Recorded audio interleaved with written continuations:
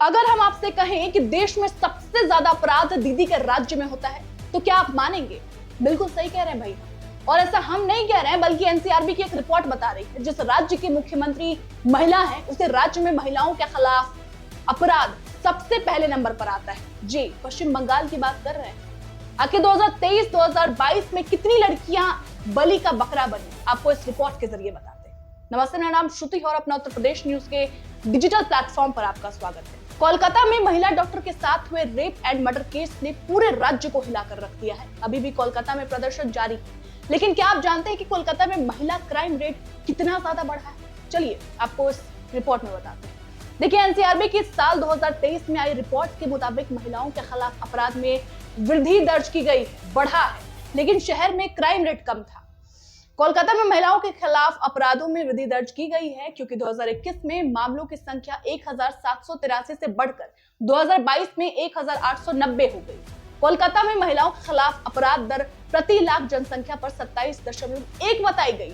2021 में 11 बलात्कार की घटनाएं हुई थी, जो उसके 2020 के बराबर, लेकिन 2018 में 14 रेप केस और 2017 में 15 रेप केस के मामले सामने आए थे। एनसीआरबी की रिपोर्ट के मुताबिक साल 2021 में कोलकाता में हत्या के 45, हत्या के कोशिश के 135, रेप के 11 केस, महिलाओं पर हमले के 127 केस, डकैती के 3 और चोरी के 1246 मामले दर्ज किए गए थे। बढ़ते अपराधों को देखते हुए लोगों द्वारा इन आंकड़ों पर लगातार सवाल खड़े किए जा रहे हैं। पश्चिम बंगाल में साल 2021 के दौरान महिलाओं के खिलाफ पति और ससुराल पक्ष द्वारा घरेलू हिंसा किए जाने के सबसे अधिक मामले दर्ज किए गए थे। महिलाओं के खिलाफ ही यह खुलासा राष्ट्रीय अपराध रिकॉर्ड ब्यूरो यानी एनसीआरबी की रिपोर्ट में हुआ है। एनसीआरबी के मुताबिक राज्य में 2021 में भारतीय दंड संहिता की धारा 498 के तहत 19,952 मामले दर्ज हुए थे। सोचिए आप, इस धारा को दहेज विरोधी कानून भी कहा जाता है, जिसके तहत पति और ससुराल पक्ष द्वारा महिलाओं के खिलाफ हिंसा करने पर कार्रवाई की जाती है। पश्चिम बंगाल के बाद 18,375 मामलों के साथ यूपी दूसरे स्थान पर था, जबकि राजस्थान का स्थान तीसरा था। इस धारा के तहत 16,949 मामले पिछले साल दर्ज किए गए थे। सूची में गोवा सबसे निचले स्थान पर है, जहां पर 2021 में घरेलू हिंसा का केवल एक मामला जो है वो सामने आया था, जबकि सिक्किम में इस धारा के तहत केवल 2 शिकायतें दर्ज हुई थी। तो देखा आपने, जो रिपोर्ट एनसीआरबी की जो रिपोर्ट है वो ये कहती है भाई कि 2014, 2015, 2016, 17, 18 से लगातार ये जो महिलाओं के खिलाफ जो अपराध हुए हैं पश्चिम बंगाल में, वो लगातार बढ़ते जा रहे हैं। एक साल 14 होता है, फिर एक साल 18 होता है, फिर एक साल 20 होता है, 25 होता है, ऐसे ऐसे करके जो जितने भी आपराधिक मामले हैं वो लगातार बढ़े हैं। और ऐसा हम नहीं कह रहे भाई, पूरा का पूरा डेटा कह रहा है। आप सोचिए बंगाल में महिलाओं की क्या स्थिति है। बंगाल की मुखिया महिला है, मुख्यमंत्री ममता बनर्जी है, इसके बाद भी महिलाएं सुरक्षित नहीं है। वहां पर महिलाएं सेफ्टी महसूस नहीं करती। तभी तो आपने देखा आरजीकर मेडिकल कॉलेज में क्या हुआ, एक ट्रेनी डॉक्टर के साथ दुष्कर्म होता है। उसके कुछ दिनों बाद ही 9 अगस्त को ये पूरी घटना होती है। उसके कुछ दिनों बाद ही दफ्तर जा रही महिला के साथ दुष्कर्म होता है। उसके कुछ दिनों बाद ही 10 से 12 दिनों के बीच गैप होगा, अंतराल होगा, और उसके ठीक कुछ दिनों बाद ही एक 10 साल की बच्ची के साथ दुष्कर्म होता है, जो 4थी क्लास की बच्ची होती है, उसको मार दिया जाता है। आप सोचिए कि क्या मानसिकता है। और जिस राज्य की महिला मुख्यमंत्री हो, उसी राज्य में कोई महिलाएं सेफ नहीं है। आज आप नोएडा में हैं, अगर आज आप उत्तर प्रदेश में हैं, अगर आज आप दिल्ली में भी हैं, तो आप खुलेआम आप रात के 10 बजे तक जाती हैं, ऑफिस जाती हैं, ऑफिस से वापस आती हैं। लेकिन पश्चिम बंगाल में महिलाएं इतनी सुरक्षित नहीं है कि आप सोचिए कि जैसे हम और आप नोएडा में अगर हैं, तो हम और आप नोएडा में नाइट शिफ्ट भी करते हैं, लेकिन पश्चिम बंगाल में इतनी ज्यादा दहशत है लड़कियों के अंदर, महिलाओं के अंदर इतनी ज्यादा डर है, उनके अंदर इतना ज्यादा डर है भाई कि वो बाहर ही नहीं निकल सकती। और इसका पूरा का पूरा दोष किसको देंगे आप?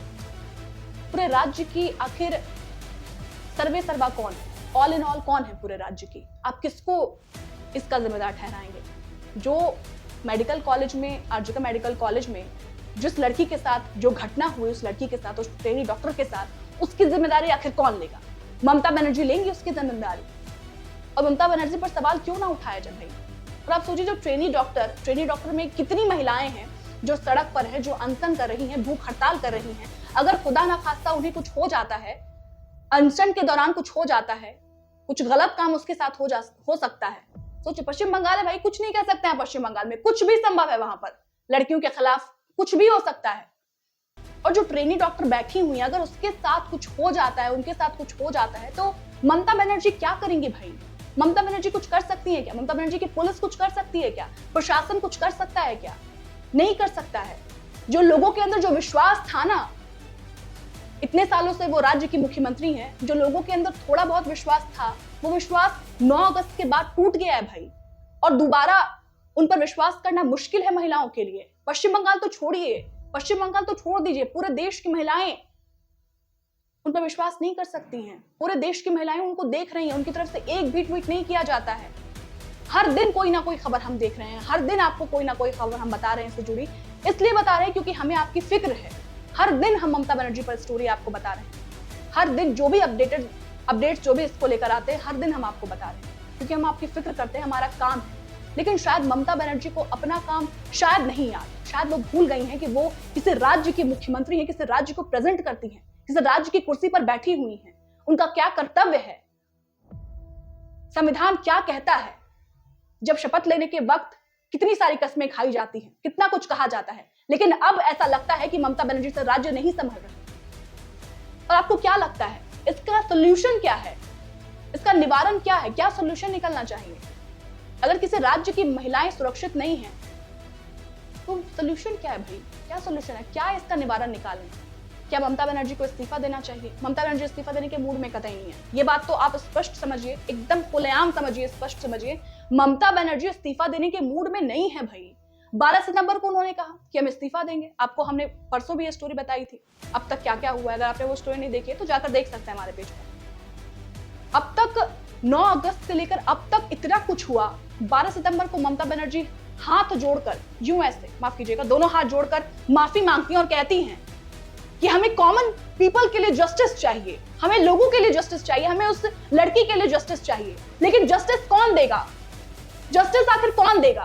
क्या कोई आप में और हम में से अगर कोई जस्टिस देगा उस लड़की को, उस ट्रेनी डॉक्टर को, या उसको जस्टिस ममता बनर्जी देगी, ममता बनर्जी की सरकार देगी, ममता बनर्जी की पुलिस देगी, या फिर प्रशासन देगा? कौन देगा उनको जस्टिस?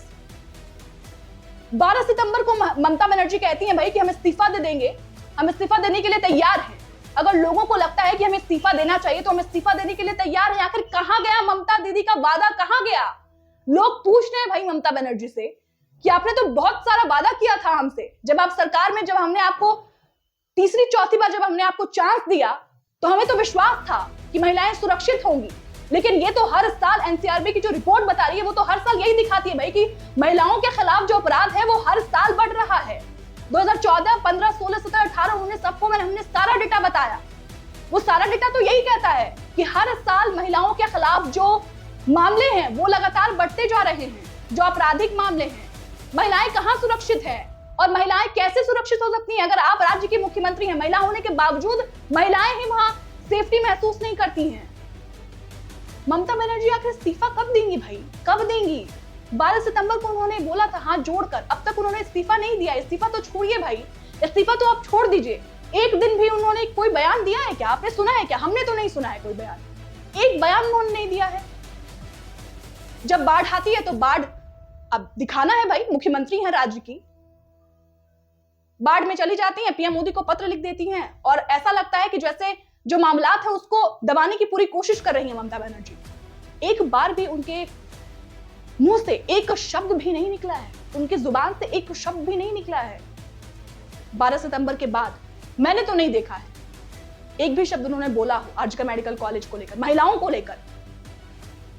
सिर्फ ये कहने से, शायद अगर मैं गलत हूं तो मुझे माफ कीजिएगा, लेकिन सिर्फ ये कहने से नहीं होता है कि आप मुख्यमंत्री हैं। अगर आप ये कहती हैं कि we want justice for a common people, सिर्फ ऐसा कहने से ममता बनर्जी दीदी काम नहीं चलेगा। ममता दीदी, ये कहने से काम नहीं चलेगा। ये कहने से आपके राज्य की महिलाओं का जो विश्वास आपके लिए टूटा है वो फिर से वापस नहीं आ सकता है। ममता दीदी, वो फिर से वापस नहीं आ सकता है।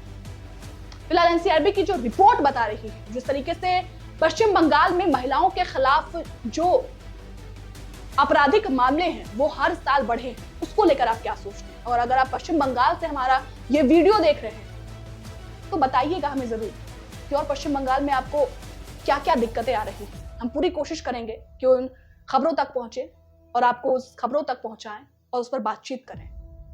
बहुत बहुत शुक्रिया।